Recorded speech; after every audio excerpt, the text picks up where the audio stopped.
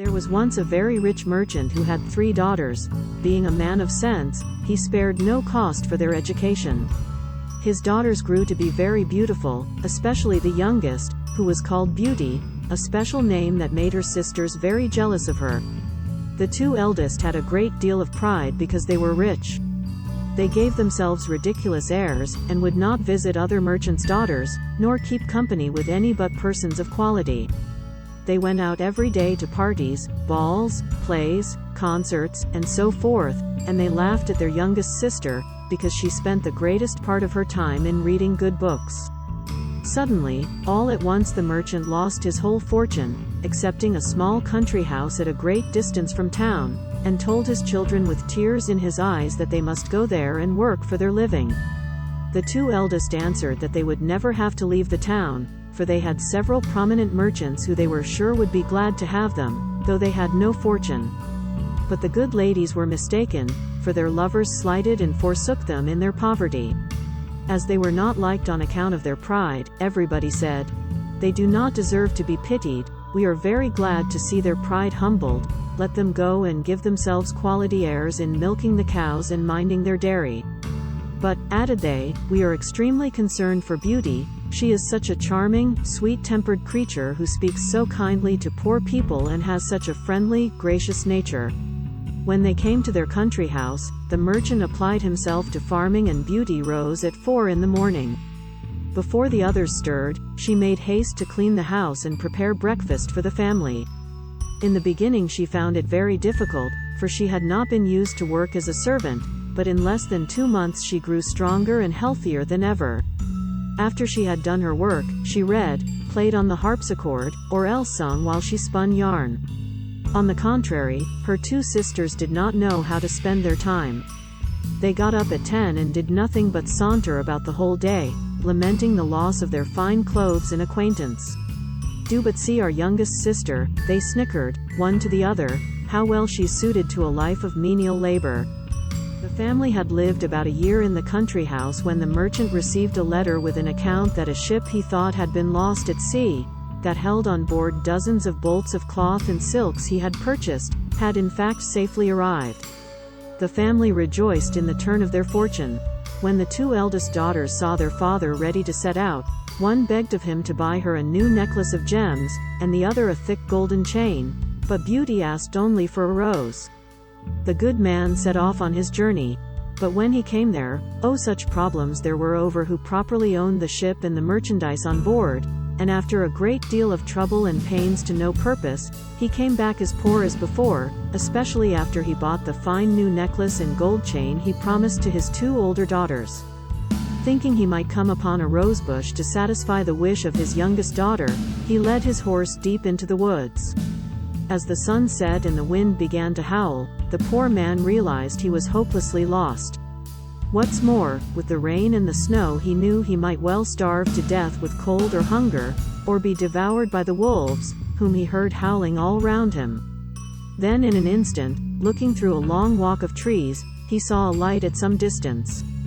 Going on a little farther, he noticed it came from a place lit with candles from top to bottom. The merchant hastened to the place, but was greatly surprised at not meeting anyone in the outer courts. His horse followed him, and seeing a large stable open, went in, and finding both hay and oats, the poor beast, who was almost famished, fell to eating very heartily. The merchant tied him up to the manger and walked towards the house, where he saw no one. Entering into a large hall, he found a good fire and a table plentifully set out. As he was wet quite through with the rain and snow, he drew near the fire to dry himself. "I hope," said he, "the master of the house, or his servants will excuse the liberty I take. I suppose it will not be long before some of them appear." He waited a considerable time, until it struck 11, and still nobody came. At last he was so hungry that he could stand it no longer, but took a leg of chicken and ate it in 2 mouthfuls, trembling all the while. After this he drank a few glasses of wine. Growing more courageous, he went out of the hall and crossed through several grand apartments with magnificent furniture, until he came into a chamber. In the chamber was an exceedingly good bed, and as he was very tired and it was past midnight, he concluded it was best to shut the door and go to sleep. It was 10 the next morning before the merchant waked. As he was going to rise, he was astonished to see a good suit of clothes laid out on the bed that would fit him perfectly. "Certainly," said he, "this palace belongs to some kind fairy, who has seen and pitied my distress." He then returned to the great hall where he had supped the night before, and found some chocolate ready made on a little table. "Thank you, good Madam Fairy," said he aloud, "for being so careful as to provide me a breakfast. I am extremely obliged to you for all your favors." The good man drank his chocolate and then went to look for his horse, but passing through an arbor of roses he remembered Beauty's request to him, and gathered a branch on which were several. Immediately he heard a great crash like thunder, and looking around he saw a huge monster, 2 tusks in his mouth and fiery red eyes surrounded by bristles and horns coming out of its head and spreading over its back. "Mortal," roared the beast, "who told you you might pluck my rose?" "Please, sir," said the merchant in fear and terror for his life, "I promised my daughter to bring her home a rose and forgot about it till the last moment, and then I saw your beautiful garden and thought you would not miss a single rose, or else I would have asked your permission." "Thieving is thieving," said the beast, "whether it be a rose or a diamond. Your life is forfeit." The merchant fell on his knees and begged for his life for the sake of his 3 daughters who had none but him to support them. "My lord," said he, "I beseech you to forgive me. Indeed I had no intention to offend in gathering a rose for one of my daughters, who desired me to bring her one." "You say you have daughters," replied the monster. "I will forgive you, on one condition, that one of them come willingly and suffer for you. Swear that if any of your daughters refuses to die in your stead, you will return within 3 months and place yourself at my disposal." So the merchant swore. Taking his rose, he mounted his horse and rode home. As soon as he got into his house, his daughters came rushing round him, clapping their hands and showing their joy in every way. He gave the necklace to his eldest daughter, the gold chain to his second daughter, and then he gave the rose to his youngest, and as he gave it he sighed. "Oh, thank you, father," they all cried. But the youngest said, "Why did you sigh so deeply when you gave me my rose?" "Later I will tell you," said the merchant. So for several days they lived happily together, though the merchant wandered about gloomy and sad, and nothing his daughters could do would cheer him up till at last, pressed by his youngest daughter, he related his fatal adventure. Immediately the 2 eldest set up lamentable outcries, blaming poor Beauty, and said all manner of ill-natured things to her. Beauty spoke. "Since the monster will accept one of his daughter," said she, "I will deliver myself up to all his fury, and I am very happy in thinking that my death will save my father's life, and be a proof of my tender love for him." "Beauty, I am charmed with your kind and generous offer," said the merchant, "but I cannot let you do it. I am old and have not long to live, so can lose only a few years, at the most." "Indeed, father," said Beauty, "you shall not go to the palace without me, you cannot stop me from following you." Beauty insisted on setting out for the palace, and made the necessary preparations for herself, and her sisters were secretly delighted at the prospect of getting rid of her once and for all. So next day the merchant took Beauty behind him on his horse, as was the custom in those days, and rode off to the dwelling of the beast. When he got there and they alighted from his horse, the doors of the house opened, and what do you think they saw there? Nothing. So they went up the steps and went through the hall into the dining room. There they saw a table spread with all manner of beautiful glasses and plates and dishes and napery, with plenty to eat upon it. So they waited and they waited, thinking that the owner of the house would appear, till at last the merchant said, "Let's sit down and see what happens then." When they sat down, invisible hands passed them things to eat and to drink, and they ate and drank to their heart's content. And when they arose from the table it arose too and disappeared through the door as if it were being carried by invisible servants. Suddenly the beast filled the doorway. "Is this your youngest daughter?" he boomed. And when he had said that it was, the beast said, "Is she willing to stay here with me?" Then he looked at Beauty, who said, in a trembling voice, "Yes, sir." "Well, no harm shall befall you." With that he led the merchant down to his horse and said to him, "Honest man, go your ways tomorrow morning, but never think of coming here again." Then the beast returned to Beauty and said to her, "This house with all that is therein is yours. If you desire anything, clap your hands and say the word and it shall be brought to you." And with that he made a sort of bow and went away. So Beauty lived on in the home of the Beast and was waited on by invisible servants and had whatever she liked to eat and to drink, but she soon got tired of the solitude. Next day, when the Beast came to her, though he looked so frightening, she had been so well treated that she had lost a great deal of her terror of him. So they spoke together about the garden and the house and her father's business and all manner of things, so that Beauty lost altogether her fear of the Beast. "Beauty," said the Beast, "if my presence is troublesome, I will end our conversation and leave you. For tell me, do not you think me very ugly?" "It is true," said Beauty, "for I cannot tell a lie, but I believe you are very good-natured." "Yes, yes," said the Beast, "my heart is good, but still I am a monster." "Among mankind," says Beauty, "there are many that deserve that name more than you, and I prefer you, just as you are, to those who, under a human form, hide a treacherous, corrupt, and ungrateful heart." Beauty ate a hearty supper and had almost conquered her dread of the monster, but she nearly fainted away when he said to her, "Beauty, will you be my wife?" It was some time before she dared answer, for she was afraid of making him angry if she refused. At last, however, she said trembling, "No, Beast." Immediately the poor monster sighed, and then hissed so frightfully that the whole palace echoed. But Beauty soon recovered her fright, for Beast said in a mournful voice, "Then farewell, Beauty," and left the room. "I suppose I must," said the Beast, "for, alas, I know too well my own misfortune. Though I ought to think myself happy that you will stay here, promise never to leave me." Beauty blushed at these words. "I could," answered she, "indeed, promise never to leave you, but I have so great a desire to see my father that I'm afraid I shall fret to death if you refuse me that satisfaction." "Perhaps this will help," said the Beast.